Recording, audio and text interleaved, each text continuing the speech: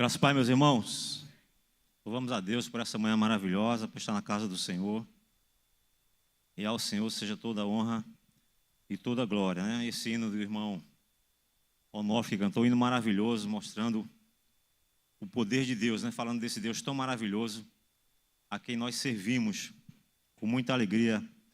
Eu tenho certeza disso, porque é bom ter confiança nesse Deus tão maravilhoso, Criador dos céus e da terra. E como disse o irmão, né? Ele entra pelo gelo, sai do meio do vulcão, entra no despenhadeiro, sem levar nenhum arranhão. Amém? Que Deus pode ser assim? Só pode ser o nosso Deus, né? Ele tem as nossas impressões digitais e conhece todos nós. Isso é simplesmente maravilhoso. Irmão, eu tive a oportunidade de fazer um curso de datiloscopia e a gente estuda exatamente os papilares, né? As impressões digitais. E segundo o estudo, sabe qual é a possibilidade de nascer uma pessoa, duas pessoas idênticas com a mesma impressão digitais? A cada 8 bilhões é a probabilidade de nascerem duas pessoas com a mesma impressão digital, que obviamente se torna impossível, porque quando completar 8 bilhões, já iniciou uma outra contagem e nunca vai chegar, porque de fato é diferente um do outro. E nosso Deus tem tudo nas suas mãos, ninguém se confunde. Veja que Deus maravilhoso. Até os gêmeos, né, univitelinos, aquele dentro de um mesmo óvulo, eles são idênticos, no entanto, se você pegar as impressões digitais, são diferentes. Porque, de fato, isso aqui nos diferencia. O nosso Deus, Ele é simplesmente maravilhoso, poderoso, Criador dos céus e da terra, e não há Deus como Ele. Por isso que vale a pena servir e adorar a esse Deus tão grande. Eu vou ler novamente a leitura aqui junto com os irmãos acompanhando, que está aí em 2 Pedro, capítulo 2, versículo de 1 a 3, e Hebreus 12, de 1 a 3. Já foi lido, mas eu gostaria de ler novamente. O apóstolo Pedro escrevendo a sua segunda carta, ele falou assim: mas entre o povo, isso é uma referência ao passado, também houve falsos profetas, assim como entre vós haverá, isso falando para quem ele estava escrevendo, assim como também entre vós haverá falsos mestres. As ocultas, né, ou de forma escondida ou sorrateira, introduzirão heresias destruidoras, negando até o Senhor que os resgatou e trazendo sobre si mesmos repentina destruição.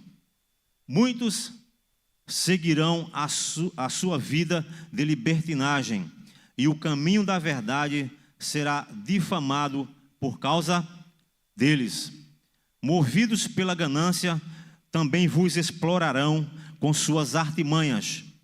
A sua condenação, desde há muito tempo, não tarda, e a sua destruição não está inerte.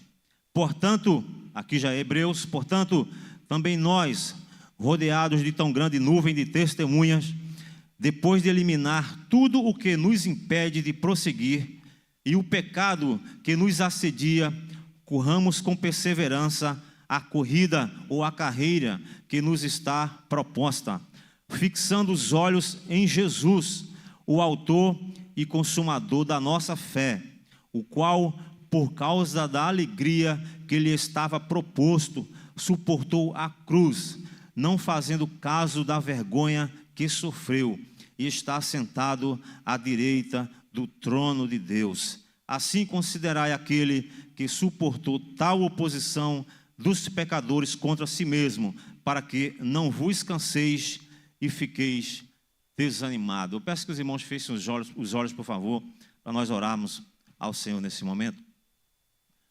Pai querido, te damos graças, Senhor, pelas tuas bênçãos em nossas vidas, meu Deus. E eu te dou graça pela oportunidade de trazer a tua palavra, Senhor, nesta manhã. Ó Deus, me ajude que eu seja somente o instrumento, ó Deus. A mensagem seja tua, a palavra, Senhor, seja tua, falando aos corações. E nos visita, Senhor, com teu Espírito Santo. Visita os nossos corações. Aquele que porventura chegou aqui triste, que o teu Espírito alegre a ele, Senhor. Aquela família, ó Deus, que está enlutada, ó Deus, que está assistindo pela internet. E também seja abençoada nesta manhã, em nome de Jesus, e que no nosso coração haja alegria em te servir, ó Deus, em te adorar e te oferecer o melhor que há no nosso coração para o Senhor. Em nome de Jesus, continua conosco nessa manhã, ó Pai, e com as nossas famílias, em nome de Jesus. Amém. Então, que Deus continue nos abençoando e falando conosco nessa manhã, para a glória dele. Irmãos, nesse mês de setembro, né, nós temos, os irmãos têm acompanhado os títulos das mensagens, né, que estão sempre ligadas ao reino de Deus, né? Nós já, domingo passado, ouvimos o reino, né, de alegria, justiça e paz. Depois vimos também antes o reino sofredor. Falando também sobre mordomia às quartas-feiras, o domingo pela manhã, e falando também sobre esperança, né? Os temas desse mês giraram nesse sentido aí, né, para trazer edificação para a igreja, para trazer esclarecimento, ensinamento, e por aí foi as nossas mensagens, tem sido, né, nesse mês. Agora pela manhã, a penúltima mensagem do mês, eu me propus exatamente falar sobre os desafios do Evangelho do Reino, né? Não é fácil ser cristão de verdade, não é fácil. E eu comento isso sempre com jovens, que surge a oportunidade ali na ministração da lição, eu pergunto se eles acham fácil ser crente, porque eu acho muito difícil. E se alguém acha fácil, eu quero aprender com ele como que é fácil, porque para mim eu acho bastante difícil. Então, eu me propus a falar sobre esse tema, que é os desafios do Evangelho do Reino para a nossa reflexão nessa manhã. E cada um de nós, irmão, quando somos escalados ou convidados para pregar, nós oramos ao Senhor, né, pedindo orientação, pedindo que traga ao nosso coração a sua palavra, a sua direção. E cada um busca o tema, né? A partir da oração, busca o tema para trazer a mensagem do Senhor. E aí a gente busca o tema, o Senhor nos dá, lemos a palavra, e a partir daí o Senhor vai nos conduzindo. E aí vem a iluminação e depois vem a inspiração para a pregação. Na iluminação, o Espírito Santo de Deus, ele nos leva a entender, a compreender o sentido do texto para trazer a mensagem do Senhor. Porque, lendo naturalmente, parece obscuro. Nós não entendemos, como homens naturais, a palavra de Deus. Nós só entendemos a partir da iluminação do Espírito Santo. E com certeza, esse é o desejo de todo pregador, que ao pregar o microfone, ao chegar no púlpito, a abrir a palavra, é que de fato Deus, que traga aquilo que vem de Deus para o coração de todo aquele que ouve. E só vai ao coração de todo aquele que ouve se vir de Deus. Então é Ele que ilumina o nosso coração para trazer aos corações a santa palavra dele. Para você ter uma ideia, quando naquela jornada do eunuco, né, quando o Espírito Santo manda que Filipe fosse até ele e falasse a palavra, ele estava lendo Isaías 53. Ele lia, conhecia, ele era um judeu praticante, ou talvez um prosélito. Ele estava lendo, e quando Filipe chegou para ele e perguntou: tu entendes o que lê? Ele disse: não. Como eu posso ler se ninguém não me explicar? De quem o profeta está falando? Então veja, ele lia, ele conhecia, mas ele não tinha a iluminação do Espírito Santo para trazer a ele o sentido do texto. E aí a gente vê em outras passagens a mesma coisa. Então isso é iluminação. E depois vem a inspiração para pregar, porque é uma coisa diferente da outra. A inspiração não é mais o pregador que fala, mas é o Espírito quem fala. Por isso que a gente pede a Deus para ser apenas instrumento para o Senhor usar. Então, na inspiração, o Espírito é quem fala aos corações. E eu sempre digo, tenho essa compreensão, que sem a iluminação do Espírito Santo, nós apenas, ou qualquer pregador que seja, apenas conta história. Conta os fatos, como qualquer um pode fazer, ler e contar os fatos, contar a história, não precisa de iluminação. Isso é apenas o intelecto. E sem a inspiração, é a mesma coisa, é o homem falando o que ele conhece, o que ele pesquisou, o que ele buscou, mas na inspiração não, é o Espírito de Deus quem fala, quem vai nos corações. É por isso que, como disse o profeta, a palavra que sai da boca do Senhor, jamais ela volta vazia, porque é a inspiração, quando é pregado pela inspiração do Senhor. E por aí vai. Então, o pregador sem inspiração é apenas o homem natural falando, e sem a iluminação, a mesma coisa, é apenas o seu intelecto, aquilo que ele aprendeu, e assim vai falando. É como disse Paulo, né, o apóstolo Paulo aos Coríntios, ele disse que o homem natural, ele não entende as coisas de Deus, porque ele vê naturalmente segundo o seu intelecto. Agora o Espírito não, o Espírito faz toda diferença na vida de todo aquele que se propõe a pregar a palavra de Deus. Então, como é que me veio então esse tema à mente, né? Já baseado naquilo que, ou fundamentado nos demais temas que foram pregados aqui durante o mês, referente ao reino de Deus. No início da semana, eu assisti um pequeno vídeo no YouTube, de mais ou menos 4 a 5 minutos, e aí a partir de assistir aquele vídeo, foi que me veio o título, né, dessa mensagem. E o título é o seguinte: Evangélicos na mira da zombaria. Aí ele pergunta, é justo?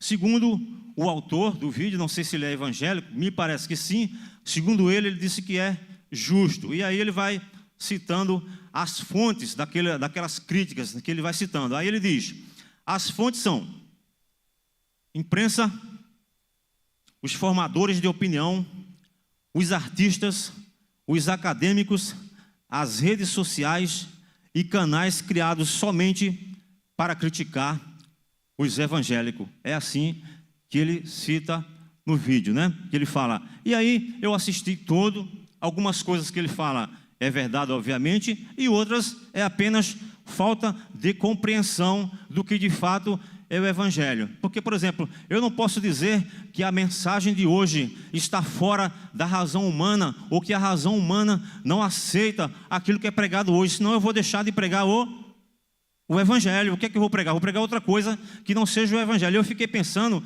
que eu gostaria de ouvir uma mensagem do evangelho de Cristo Jesus, o evangelho verdadeiro, que não estivesse submetida a críticas. É quase impossível ou impossível alguém pregar a mensagem do evangelho de Cristo Jesus, o evangelho que transforma, que muda, que vai no fundo do nosso coração, que mostra as nossas fraquezas, e essa mensagem não receber alguma crítica. É quase impossível.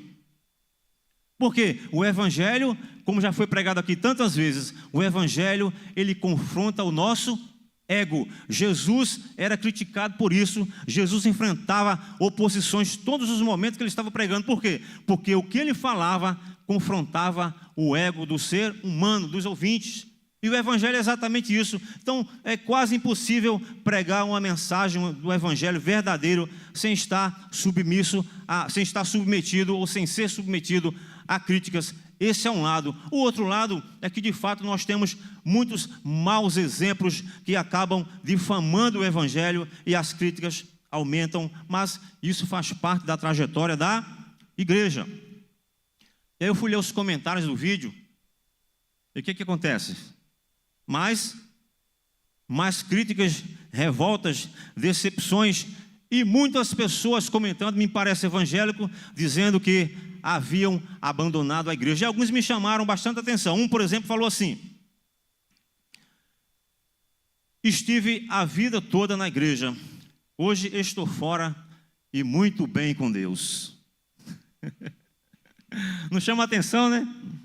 Teve outro que disse assim: eu nasci no lar evangélico, tive a minha vida toda na igreja, até chegou um momento que me decepcionei, saí e estou muito bem, muito feliz.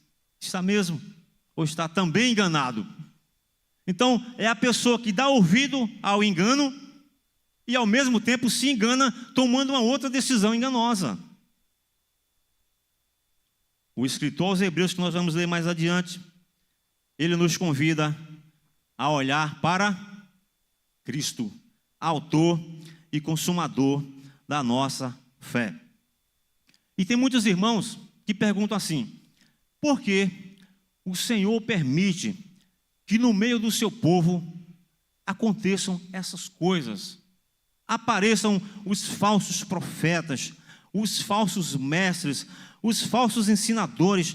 Há muitos irmãos que questionam isso. É só lembrar a parábola do joio e do joio e do trigo. É só lembrar a parábola do joio e do trigo. Eles crescem junto. eles crescem junto, e a separação de joio e do trigo só acontecerá no dia da colheita. O joio, ele mostra quem é o trigo, e o trigo mostra quem é o joio.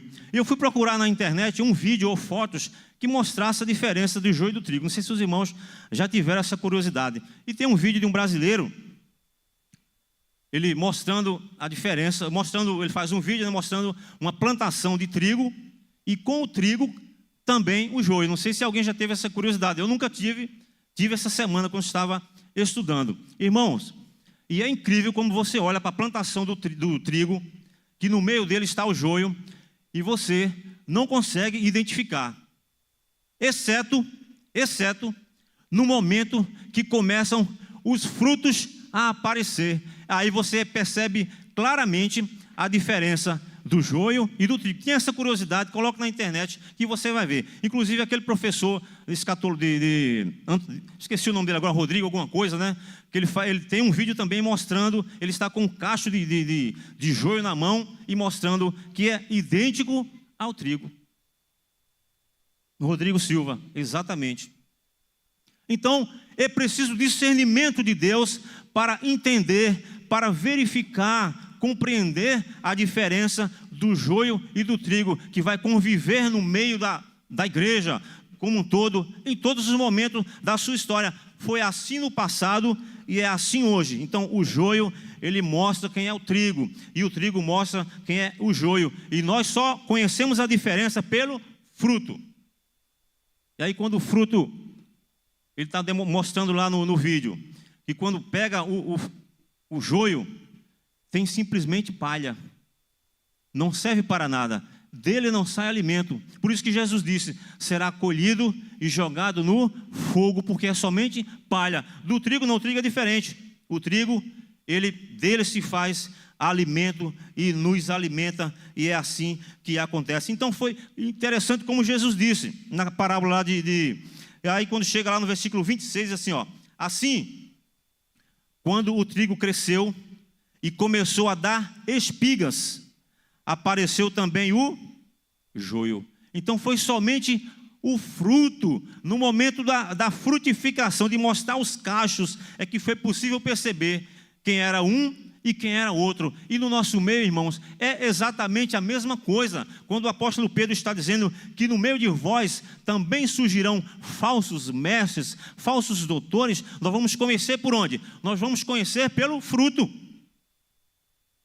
Que sorrateiramente eles introduzem heresias de perdição. E o triste é que muitos, diz o texto, seguirão a sua voz. Então, o apóstolo Pedro escreveu as duas cartas com esse objetivo. E ele escreveu a quem? Aos cristãos espalhados naquela região da Ásia Menor, né? Hoje a Turquia, que o nosso irmão Joanes teve a oportunidade de visitar. E ele escreveu para quê? Para despertar os ânimos daqueles irmãos espalhados naquela região quanto a estas coisas. Ele escreveu para motivar, ou incentivar, né? Porque a motivação é pessoal, cada um é motivado por aquilo que ele acredita, que ele confia em Deus, e o incentivo é aquilo que nós falamos, escrevemos, falamos as palavras para que a pessoa se incentive, se levante e busque ao nome do Senhor. Então o apóstolo Pedro escreveu com essa finalidade, e nessa escrita ele chamou a atenção fazendo uma referência ao passado. Ele buscou referência do passado, dizendo que no meio do povo houveram falsos profetas, e do nosso meio também haveria os falsos mestres, os falsos doutores, que na verdade é uma praga que a gente vive hoje. Nós vivemos, na verdade, a época dos doutores. São tantos doutores que você confunde, mas as heresias de perdição estão também no meio. E no capítulo 28 de Jeremias, tem uma passagem muito interessante. Os irmãos observem que quando entra nesse campo dos falsos ensinos, dos falsos mestres, nós temos duas vertentes.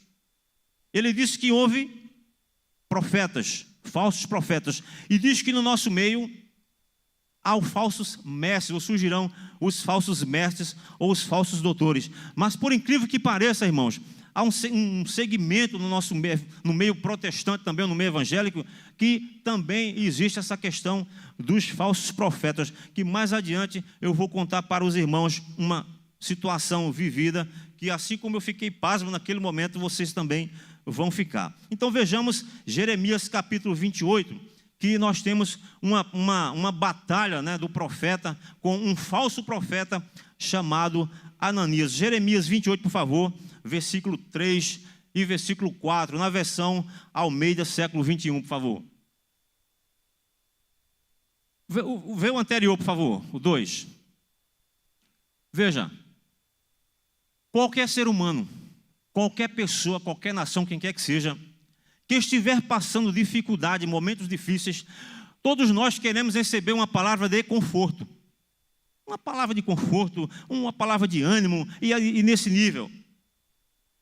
Mas acontece que nós, na condição de cristão, nós precisamos analisar as fontes.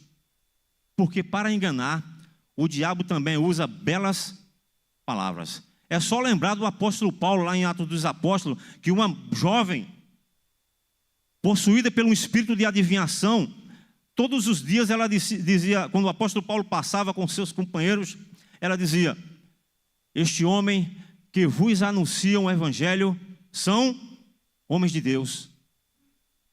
E aquilo incomodou, até que chegou o dia que ele expulsou, que na verdade ela tinha um espírito de adivinhação, um espírito maligno, que dava muitos lucros aos seus donos.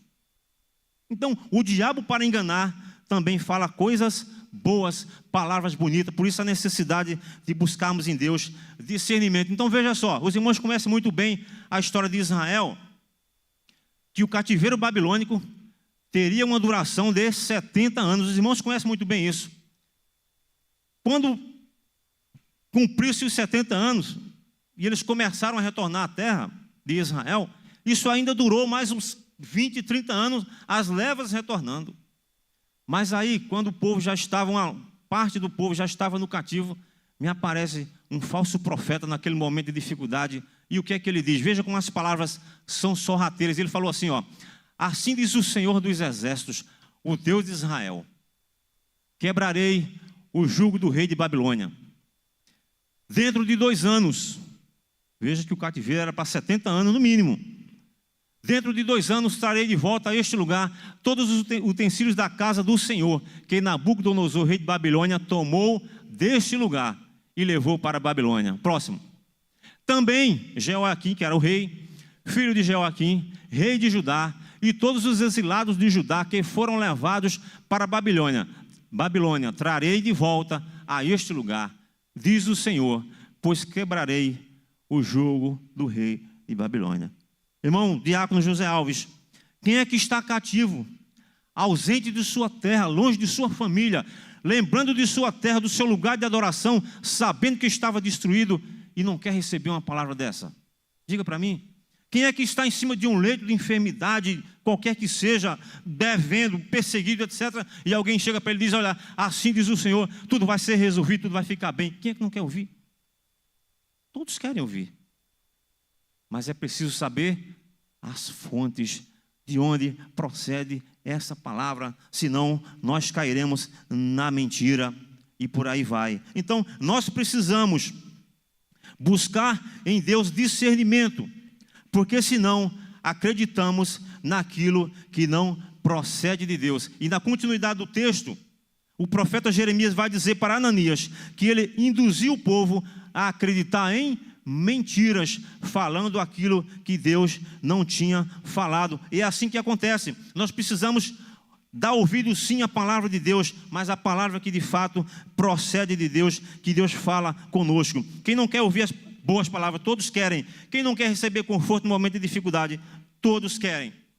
E é aí que está o nosso desafio. Foi por isso que ao assistir o vídeo e ler a palavra, me veio à mente exatamente esse tema, o desafio de servir a Deus, o desafio do reino de Deus nesses momentos tão turbulentos que nós vivemos. Então, a este desafio, todos nós estamos submetidos, todos nós. Às vezes, meus irmãos, por incrível que pareça, até em pessoas que nós estamos acostumados a ouvir, precisamos tomar cuidado, porque muitos deles, infelizmente, às vezes começam a encher a mente demais com a sabedoria humana e o evangelho vai ficando de lado e a sabedoria humana vai tomando espaço e nós precisamos vigiar, orar e pedir a Deus crescimento para não sermos meninos levados por roda de doutrina ou por vento de doutrina, como está escrito em Efésios, por favor, capítulo 4, versículo 14. Efésios capítulo 4, versículo 14, ele diz assim, olha, para que não, na continuidade do texto ele diz, para que não sejamos mais inconstantes, como crianças, levados ao redor por todo o vento de doutrina, pela mentira dos homens, pela sua astúcia na invenção ou na criação do erro. Então, é por isso que precisamos de crescimento. Aí eu pergunto para os irmãos, aonde está a causa da inconstância da criança? Sabe onde está? Primeiro, a criança não tem maturidade. A criança não tem maturidade. Já viu o adolescente, quantas dúvidas ele tem quanto à profissão, e até os jovens, hoje ele quer uma coisa, amanhã ele quer outra, isso é inconstância. Então o apóstolo Paulo, quando ele diz que para nós crescermos e não sermos mais crianças inconstantes, é exatamente uma exortação a buscarmos maturidade para não sermos inconstantes. E a inconstância, pela falta de maturidade, também gera a insegurança. A insegurança, há muitos que estão inseguros, mesmo estando na casa do Senhor, com tempos na igreja, mas permanecem inseguros. Isso é falta de maturidade, de alicerçar-se na rocha inabalável que se chama Cristo. E aí, sem esse texto maravilhoso de 1 Coríntios capítulo 15, versículo 58. Veja o que diz já o apóstolo Paulo aos Coríntios. 1 Coríntios 15, versículo 58, versão Almeida, século 21. Portanto, meus amados, veja que palavra maravilhosa. Portanto, meus amados irmãos, sede firmes. Vamos ler todos juntos? Portanto, meus amados irmãos, sede firmes, constantes, sempre atuante na obra do Senhor, sabendo que nele o vosso trabalho não é vão. Então ele nos chama para sermos constantes e não inconstantes. Constantes, atuantes na obra do Senhor, ou abundante, como diz uma outra versão. Então, é o que ele nos diz, seja firme. Sabe por quê? Jesus é uma rocha. Eis que põe em Sião uma rocha. Jesus não é solo mole, né? O senhor é topógrafo, sabe muito bem um solo mole para um solo firme. Jesus é uma rocha. É por isso que nele somos firmados. Eis que põe em Sião uma rocha, e somos bem-aventurados, são bem-aventurados todo aquele que sobre essa rocha firma os seus pés. Então ele nos chama para a permanência, não para a inconstância, para a perseverança e não para a insegurança, para sermos abundantes na obra do Senhor. Sabe algo que chama bastante atenção? Quando você observa em todas as igrejas, tem aqueles irmãos que eles estão hoje aqui na igreja e de repente eles somem. Eles aparecem 90 dias depois, 30 dias depois, quando aparecem. E assim vai. Irmãos, aonde ficou a constância? Aonde ficou a atuação? Porque ele nos manda ser atuante. E aonde ficou ser abundante na obra do Senhor? Ele nos chama para tudo isso. Sabe por quê, irmãos? Tudo que ele fez por nós, nada se compara, nada paga tudo aquilo que ele fez por nós. Leamos, por exemplo, o Salmo 40, versículo 2 e 3, na versão Almeida, século 21, por favor. É maravilhoso o Salmo 41, né? A gente só lembra normalmente do versículo 1, esperei com paciência no Senhor, e esquece dos outros dois. Veja o que ele diz o seu versículo 2 e o versículo 3. Tirou-me de um poço de destruição. Foi de lá que ele nos tirou. De um lamaçal. Colocou os meus pés sobre uma rocha e firmou os meus porque Ele é a rocha. Ele nos colocou lá e firmou os nossos passos, porque Ele é a rocha. Tirou-me de um poço de destruição. Versículo 3. Pois na minha boca, na sua boca, um novo cântico. Foi isso que Ele fez conosco. O hino ao nosso Deus. Muitos verão isso, temerão e confiarão no Senhor. Isso que Ele fez na sua vida, irmão. Foi isso que Ele fez na minha vida. Então é por isso que eu tenho que ser atuante na casa do Senhor. Eu preciso ser atuante, eu preciso ser constante, que foi isso que Ele fez por nós. Nos tirou de um charco de lodo, em outra versão, de um lamaçal, e nos colocou sobre a rocha que se chama Cristo, e nela firmou os nossos passos. Com tantas maravilhas que Ele fez, irmão, eu vou fixar os meus olhos nos maus exemplos, irmãos? Eu vou fixar os meus olhos nos maus testemunhos? De forma nenhuma. Eu vou fixar os meus olhos naqueles que têm difamado o nome do Senhor? De forma nenhuma. É nele que fez essas maravilhas nas nossas vidas que devemos fixar o nosso coração, os nossos olhos, para que o nome do Senhor continue sendo glorificado e a nossa vida edificada nele. É assim que devemos fazer. Aí eu volto lá atrás um pouquinho e conto para os irmãos uma experiência dolorida para a vítima, vamos dizer assim, e surpreendente para mim e outros irmãos, e mais 2 irmãos que presenciaram essa questão de falsos profetas que eu falei para os irmãos inicialmente. Nós tínhamos um quarteto na Igreja Batista lá do Pina, que eu fazia parte, até mandei um vídeo um tempo atrás, não sei se Benilda lembra. Ali tem um componente que viveu aquela época. E um dos integrantes daquele quarteto, irmão, saindo do trabalho, ele foi atropelado, olha, em Boa Viagem, foi atropelado, quebrou o braço, se não me engano foi aqui no direito, e quebrou o fêmur nesse atropelamento. Como ele fazia parte do coral, e a gente, para dar aquele apoio moral, né, vamos dizer assim, durante a semana nós tirávamos um dia à noite e ia lá na casa dele, conversar, ensaiar e animar, manter o irmão na comunhão. E nessa semana do atropelamento, quando chegamos lá, a cena era horrível. Ele com o braço engessado, né? Dobrado assim, engessado até em cima, até o ombro. A perna também toda engessada em cima da cama. A esposa colocou uma cama na sala para facilitar o trabalho, né? Facilitar o tratamento. E ali o irmão ficou. E ali nós ensaiávamos. Foi se passando a semana, 1 semana, 2 semanas, 3. Naquelas cercanias, havia alguém que se intitulava profeta. Alguém se dizia profeta do Senhor. Este que eu te digo assim como Ananias. Chegamos lá uma quarta-feira, irmão, depois de não me recordo se um mês, mas era em torno disso aí. 20 dias para um mês. Quando nós chegamos lá, ele era diácono na nossa igreja, né? Estava de pé. O tempo todo deitado, cheguei lá de pé. Eu e mais os 2, que chegamos ele de pé. E mexia com a perna, jogava o braço. Fiquei pasmado assim. E todo mundo olhou, né? Ficou atônito, como diz. Aí ele falou assim: o Senhor me curou. O Senhor me curou. Fiquei atônito. E aí me veio, eu sempre fui curioso por algumas coisas, aí eu perguntei assim: o Senhor usou quem? Aí eu perguntei sem pretensão nenhuma, perguntei por perguntar, por curiosidade.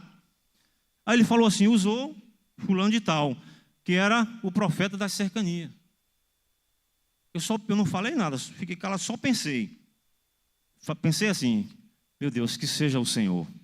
Pensei isso. Ensaiamos, né? Aquela alegria toda, fomos embora. Na semana seguinte, pastor, quando retornamos, quando cheguei lá, foi para doer o coração, eu e mais os 2. Um desses irmãos, um está na Igreja Batista do Capunga e o outro, se não me engano, na Emanuel. Quando cheguei lá, irmã Benedita, foi para doer o coração. Durante a semana ele foi para o médico para tirar o gesso. Eu não sei se foi tirar o gesso porque estava incomodando ou porque tinha chegado o tempo. Mas o fato é que quando chegamos lá, entramos naquela sala, ele tinha ido tirar o gesso, pastor. E sabe o que aconteceu? Os ossos não haviam colados. Os ossos estavam atravessados assim, ó. Você não sabe o sofrimento daquele irmão, porque deu o diácono da igreja que deu ouvido a falsos profetas mentirosos, está cheio por aí afora. Procura na internet que você vai ver quantos mentirosos usando o nome do Senhor. É o que o apóstolo Pedro está nos orientando. E sabe o que aconteceu? Os seus irmãos conhecem que tem muito acidente de motoqueiro, com o motoqueiro, né? Colocam aqueles ferros atravessados, não colocam? Como fixador. Exatamente isso. No fêmur dele, era bem uns 3. Fixado de um lado, fixado do outro. A mesma coisa aqui, e ele deitado na cama, com a perna erguida, porque não podia ficar em cima da cama, e o braço também erguido dessa maneira, porque não podia colocar em cima do colchão. Para você imaginar o tamanho do sofrimento de alguém que, sendo diácono da igreja antigo, ele devia ter na faixa dos seus 45 para 50 anos, deu ouvido a falso profeta, irmãos, e foi uma tragédia para a sua vida. Ele recuperou, mas ficou puxando da perna, ficou a marca igual Jacó. Então nós precisamos orar ao Senhor, pedir discernimento a Deus. Quer ouvir a voz de Deus? Leia a palavra. Agora, nós não podemos determinar como Deus fala da maneira que Ele quiser. Eu não tenho autoridade para dizer, Deus não fala assim, não tenho autoridade para isso. Mas o nosso costume, a nossa prática é que, mergulhando nas Escrituras, o Senhor fala conosco, porque as Escrituras, bem explicadas, bem interpretadas, é a boca de Deus falando aos nossos corações. Está em dúvida? Mergulhe na palavra do Senhor. Está confuso? Mergulhe na palavra do Senhor, porque ela é fonte de alimentação ao nosso coração. Ela é verdadeira, e o Espírito Santo iluminando, inspirando, nós certamente ouviremos a voz de Deus. Então, os falsos ensinos, as falsas profecias que ainda existem, elas arrasam com a vida das pessoas, elas arrasam com igrejas quando seguem maus ensinadores, falsos mestres e por aí vai, porque eles não falam da parte de Deus, eles falam de si mesmo, querendo ser aquilo que Deus não o chamou, querendo falar aquilo que Deus não mandou falar. Então nós precisamos vigiar. O evangelho de Cristo Jesus, ele é simples. O evangelho do reino, ele é simples, ele é bíblico e ele é transformador. Esse é o evangelho de Cristo Jesus, que nós aprendemos a crer e devemos batalhar por ele todos os dias, como diz uma outra passagem. Nós devemos batalhar pela fé que foi dada aos santos. O Senhor te deu a fé, o Senhor me deu a fé, e nós devemos batalhar por ela, vencer esse desafio, e somente firmado na rocha que se chama Cristo. E aí nós vamos para Hebreus capítulo 12. E aí é maravilhoso como as palavras se conectam, né? O apóstolo Pedro, ele busca os maus exemplos para despertar os crentes.